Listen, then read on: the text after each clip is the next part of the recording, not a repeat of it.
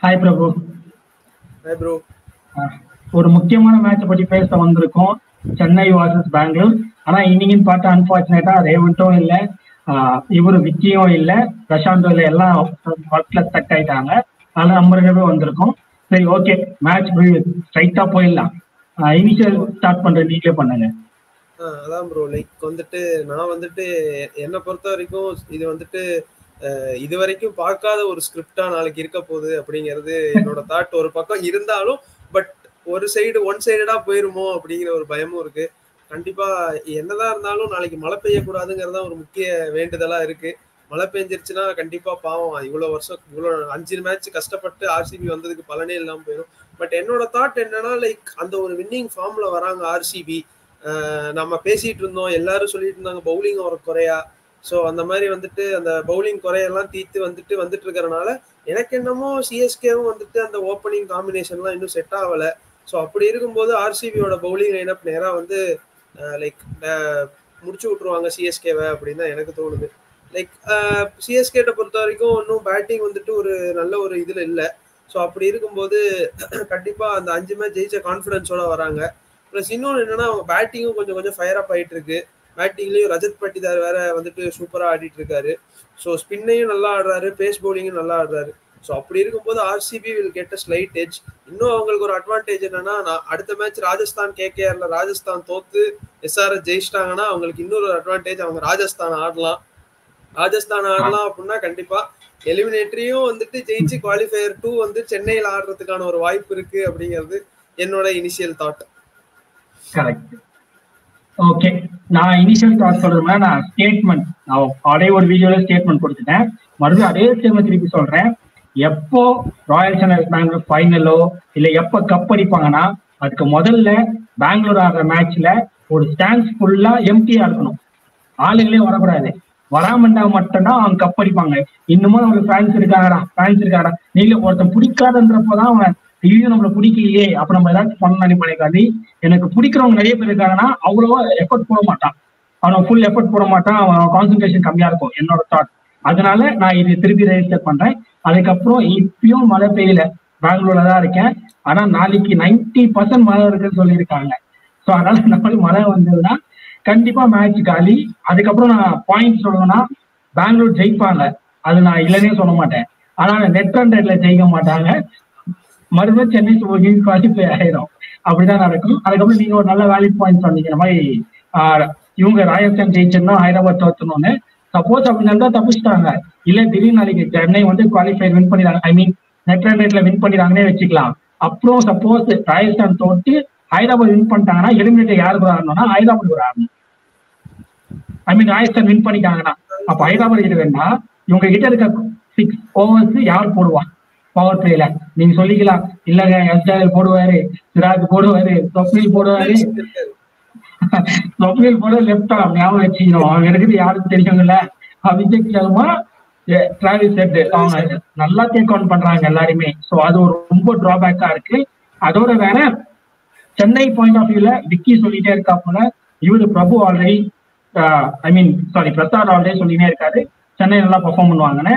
விக்கி சொன்ன மாதிரிதான் நாளைக்கு டேக் ஆன் பண்ண போயிட்டு எங்கயாரா ரிலீஸ் பண்ணீங்க சொல்லி அடிக்க கொடுத்த டூபே தான் என்ன விட்டீங்களாதான் சொல்லிட்டு பொழக்க வாசி போறாரு. அவரோட ஹோம் கிரவுண்ட் மாதிரி தான். அதனால வந்து நீங்க சொன்ன ஒன் சைடா போக வாய்ப்பு இருக்கு. மற்றபடி ஆல்மோஸ்ட் கரெக்ட் தான். காம்பினேஷன் கொஞ்சம் ஒர்க் ஆக மாட்டேங்குது சென்னைக்கு.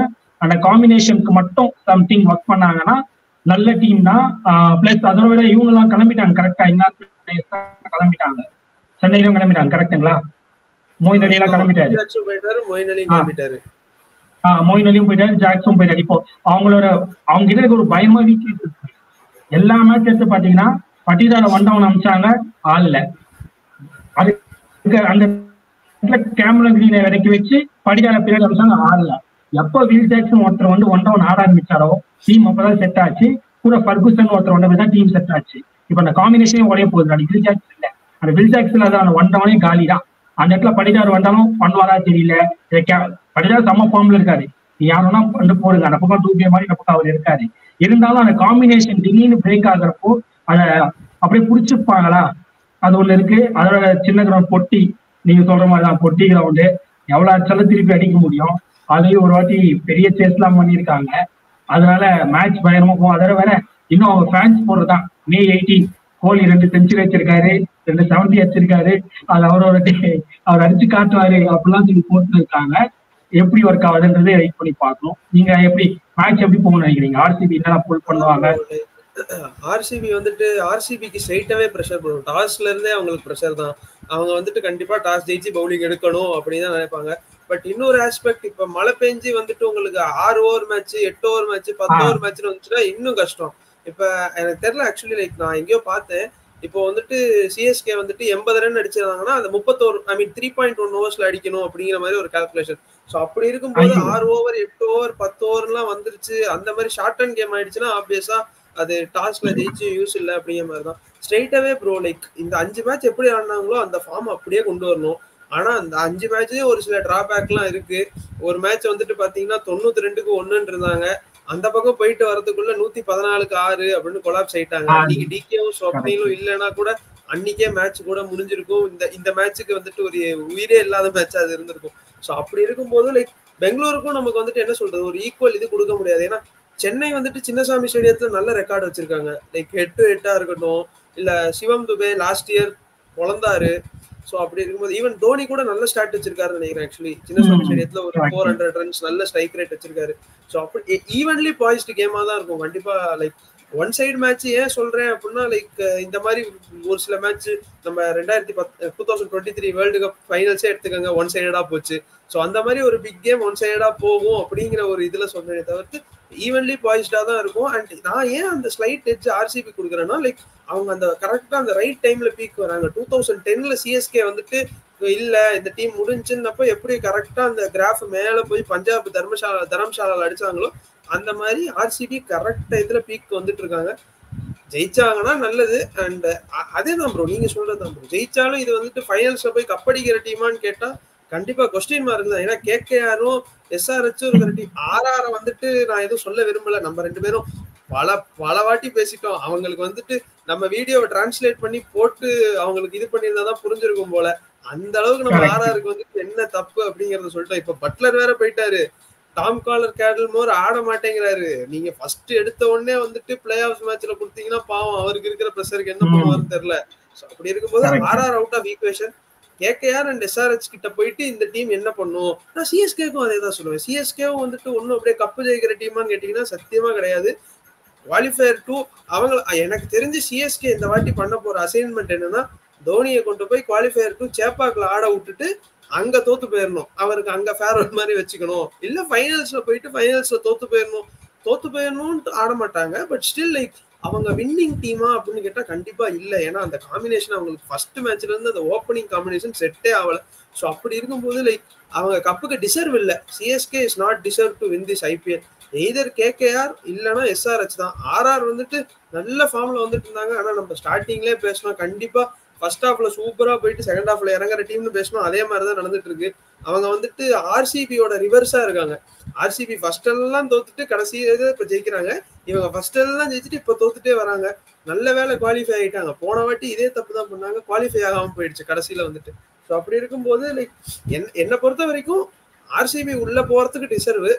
பட் நாளைக்கு மேட்ச் என்ன நடக்க போகுது ஏது நடக்க போகுதுன்னு எனக்கும் ஆர்வமா தான் இருக்கு. ஸோ நீங்க சொல்லுங்க, உங்க ப்ரெடிக்ஷன்ஸ் என்ன? கரெக்ட். ஆல்ரெடி நான் சொன்ன மாதிரி தான் 5 கண்டினியூ வின் பண்ணனால நாளைக்கு வின் பண்ணிருவாங்க. அந்த ஒண்ணுதான் மிஸ் ஆயிரும்னு தோணுது. அதையும் வின் பண்ணாலும் நீங்க சொன்ன மாதிரி தான் ஆல்மோஸ்ட் கால் பண்ணிட்டீங்க. அப்புறம் இதையும் சொல்லணும், இந்த ஐபிஎல் ஃபார்மேட்டா எடுத்துக்கலாம், இல்ல நம்ம விளையாடுற டோர்னமெண்ட்ஸ்ல கூட எடுத்துக்கலாம். எந்த டீம் நல்லா ஸ்ட்ராங்கா பெர்ஃபார்ம் பண்ணி தொடர்ந்து அச்சுனே வராங்களோ திடீர்னு அவங்க ஃபைனல்ல ஒரு ஆப்போனன்ட் எப்பவுமே அந்த ஆர்கனைசர்ஸே ஆடுவாங்க. மேக்ஸிமம் அந்த ஆர்கனைசர் டீம் ரொம்ப ஸ்ட்ராங்கா இருக்காது, ஆனா திடீர்னு அவங்க அடிச்சிருவாங்க. இந்த ஐபிஎல்லும் பாத்தீங்கன்னா ஆல்மோஸ்ட் 17 சீசன். அந்த 17ல எத்தனை வாட்டி ஃபர்ஸ்ட் டைம்ல ஃபர்ஸ்ட் 2ல இருக்கவங்க வின் பண்ணிருக்காங்க, ரேரா தான் வின் பண்ணிருப்பாங்க. இந்த தேர்ட் ஃபோர்த் அந்த மாதிரி போறவங்கன்னா அது என்ன சொல்றேன், இப்ப நீங்க சொன்ன மாதிரி தான் டிசர்வ் இல்ல தான் 3ம் 4ல இருக்கவங்க. பட் அவங்களுக்கு தான் அந்த ஒர்க் ஆயிரும். யாரோ ஒருத்தர் காம்பினேஷன் ஒர்க் பண்ணி கொடுத்துருவாங்க. யாரோ ஒருத்தர் ஒரு மேட்ச் வாட்சன் ஆடாமே இருந்திருப்பாரு, திடீர்னு ஃபைனல்ல வாட்சன் ஒரே 60 ரன் வச்சு ஹைதராபாத் எங்கேயோ ரேங்க் பண்ணு நினைக்கிறவங்க அவங்க வெளியே போயிடுவாங்க. அந்த மாதிரி அது நடக்குது. 3-4 தான் நடக்குது. நான் அதனாலதான் நான் பழைய இதுல சொன்னேன், ஸ்கூல் பையன் மாதிரி பேசாரா, நான் சொல்லினேன் ஸ்ட்ரென்த் காட்டக்கூடாது. நான் அப்படின்னு சொல்லுவேன். உங்களுக்கே தெரியும், உங்க டீம் நம்ம ஸ்ட்ரென்த்தை காமிச்சிட்டோம்னா அது நம்மளுக்கு எங்க பேக் ஃபயர் ஆகும்னா செமில இல்ல ஃபைனல்ல ஃபயர் ஆகும். அது நம்ம ஹோல்ட் பண்ணி வச்சுக்கோ, நீ எப்ப காட்டணுமோ அப்ப காட்டு. இப்போ 120 அடிக்கணும், அந்த 120ல உன் ஸ்ட்ரென்த்தை போயிட்டு 40 பால்ஸ் 80 நீ ஒரு 40 80 நீ ஒரு 20ல 40 அடிச்சு 10 ஓவர்ஸ் மேட்ச் முடிச்சுன்னா அப்ப நம்ம ஸ்ட்ரென்த் தெரிஞ்சிச்சுல. அப்புறம் அவங்க என்ன பண்ணுவாங்க, தட்டி ஆடு, பிச்சு அப்படி இருக்குன்னு பாரு, இதே பிச்சை தான் நம்ம செமில ஆடுவோம் இல்ல குவார்டர்ல ஆடுவோம், அப்படிதான் நம்ம ஒர்க் அவுட் பண்ணணும். அதான் நான் சொல்லிட்டு இருக்கேன். அந்த பாயிண்ட் தான் நீங்க மேபி ஒழுங்கா கன்வே பண்ணாம போயிருப்பேன். அதனால எனக்கு இந்த வாட்டி என்ன தோணுன்னா, இந்த 3-4ல முடிக்கிறவங்க இல்ல 2-1ல முடிக்கிறவங்க வாய்ப்பு கம்மி தான். 1 முடிச்சு அவங்க போய் கப் அடிக்கிறாங்கன்னா அது ரேர் கேஸ். இந்த வாட்டி அப்படிதான் போகும். அதனால சப்போஸ் நாளைக்கு சென்னை ஜெயிச்சாலும் சரி, பெங்களூர் ஜெயிச்சாலும் சரி, யார் குவாலிஃபயர் ஆகிறாங்களோ ஆல்மோஸ்ட் ஃபைனல்ஸ் போறதுக்கு வாய்ப்பு ரொம்ப இருக்கு. சோ எங்கேயோ ஒரு ஒர்க் ஆயிடும். சொல்லுங்க. அதான் ப்ரோ, லைக் என்ன பொறுத்த வரைக்கும் கண்டிப்பா இந்த வாட்டி அந்த 3rd 4th இது ஒர்க் ஆகாது. ஏன்னா என்ன இப்போ இருக்கிற கரண்ட் ஸ்டேட்டஸ் வச்சு பார்த்தா கேகேஆர் ஆர்ஆர்ல எப்படியும் கேகேஆருக்கு தான் நான் எட்ஜ் கொடுக்க போறேன். கேகேஆர் எப்படியும் அந்த மாதிரி ஜெயிச்சிட போறாங்க. இல்ல எஸ்ஆர்ஹெச் இங்க இருந்து ஜெயிச்சு அவங்க மேல போயிட்டாங்கன்னா ஆப்வியஸா ஆர்ஆர் அண்ட் அதுக்கப்புறம் சிஎஸ்கேவோ எதிர் ஆர்சிபியோ யார் வந்தாலுமே அவங்க கிட்ட அந்த ஃபைனல்ஸ் போய் அந்த கப்பு அடிக்கிற ஒரு டீமா நல்ல காம்பினேஷனா இருக்காங்களான்னா எனக்கு தெரியும், எனக்கு பொறுத்த வரைக்கும் தெரியல. கொல்கட்டாக்கு இப்ப சால்ட் போயிட்டாருன்னா ஓப்பனிங் காம்பினேஷன் அடிவாங்கமே, அது பெரிய ப்ராப்ளம் இல்ல அவங்களுக்கு.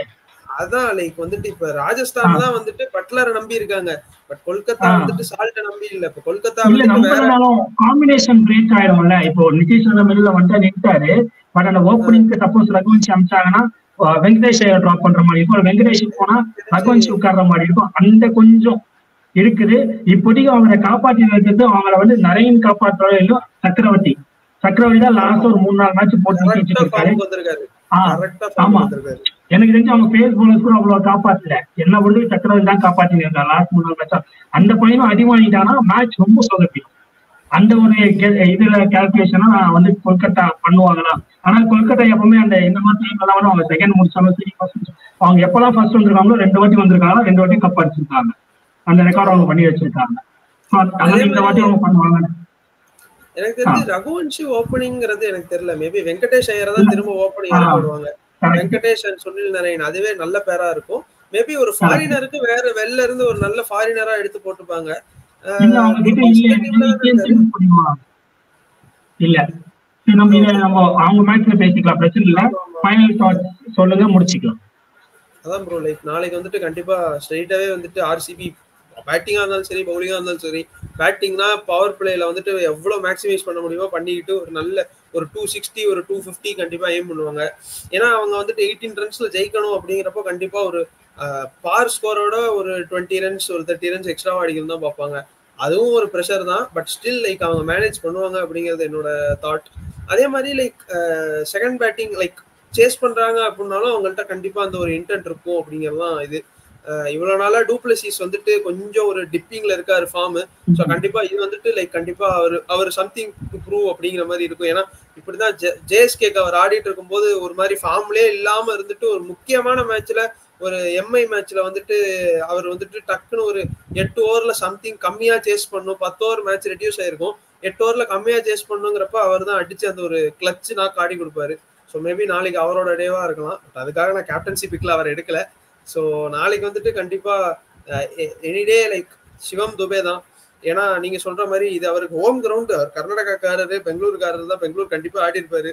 ஸோ சிவம் துபே ஸ்ட்ரெயிட்டாவே ஒரு நல்ல பிக்கா இருக்கும்.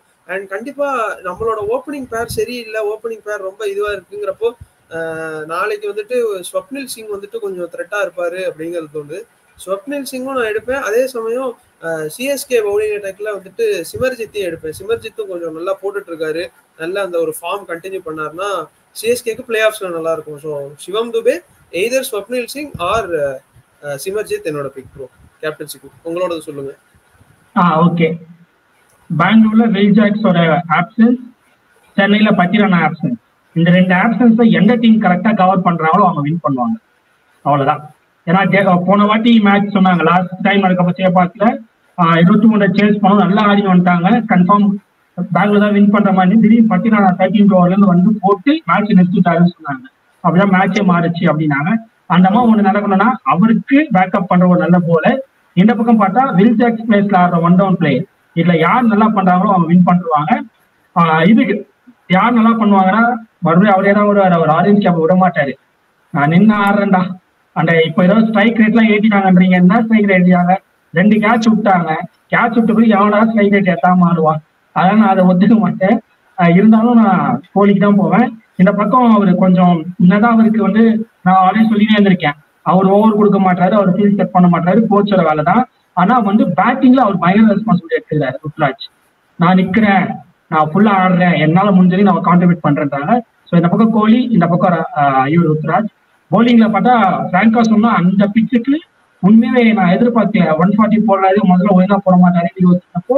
அப்புறம் விக்கியும் சொன்னா போல பவர் பிளே தான் அந்த பையன் நல்லா போடாமண்டா சும்மா சேர்த்து இந்த வாட்டி அதை யோசிச்சு 6க்கு அப்புறம் கொடுக்குறாங்க. அந்த பேக் ஆஃப் கஷ்டம் அதுதான் மயங்கர போடுறாரு. ஆனா மயங்கர இன்னும் கொஞ்சம் முன்னாடி கொடுத்துறாரு. இவர் அதை கொஞ்சம் கரெக்டா அக்யூரேட்டா பண்ணி 6 பால் போட்டு காமிச்சிடறாரு. ஸோ நல்லா ஃபார்ம் இருக்காரு. அதை டேக் ஆன் பண்ணனா கோலியால் தான் முடியும். ஆனா அவர் நிக்கணும், நின்ட்டானா கன்ஃபார்ம் டேக் ஆன் பண்ணிடுவாரு. அவர் ஆடுறாருங்க, அந்த புல் எல்லாம் அடிச்சிருவாரு, மடக்கி லீக் அடிச்சிருவாரு. அதனால கரெக்ட் பேக் ஆஃப் எல்லாம் அவரு அந்த மிட் விக்கெட்டு ஸ்கொயர் லெக் எல்லாம் தள்ளுறாரு, பாரபட்சம் உள்ள தள்ளுறாரு. அதனால வெயிட் பண்ணி தான் பார்க்கணும். இதுதான் நான் யாருக்குமே சொல்லிட்டாங்க சிஎஸ்கே சப்போர்ட்டர்னு. நான் அப்பெல்லாம் இல்லை, நான் நியூட்ரல், அது சொன்னா நம்ப போயிடாது. பட் ஆர்சிபி வின் பண்ணது ஓகே தான். பட் ஃபைனல் இதுக்கப்புறம் அடுத்த வருஷம் விளையாட வரா தெரியல. அதனால சென்னை வின் பண்ணிக்கணும், பண்ணா நல்லா இருக்கும். எனக்கும் லைக் நானும் தோனி ஃபேன், ஆப்வியஸா சிஎஸ்கே ஃபேன் தான்.